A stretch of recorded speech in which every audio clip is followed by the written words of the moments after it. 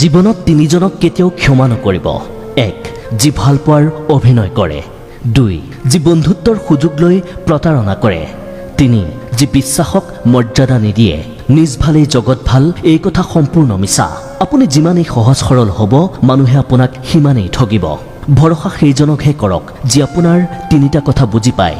1. হাঁহিটোৰ মাজত লুকাই থকা কষ্ট। 2. খঙৰ মাজত সোমাই থকা ভালপোৱা। 3. মৌন হৈ থকাৰ কাৰণ। জীৱনত তিনিটা কথা সদায় মনত ৰাখিব। 1. যি আপোনাক সহায় কৰে তেওঁক কেতিয়াও পাহৰি নাযাব। 2. যি আপোনাক ভাল পায় তেওঁক কেতিয়াও ঘৃণা নকৰিব।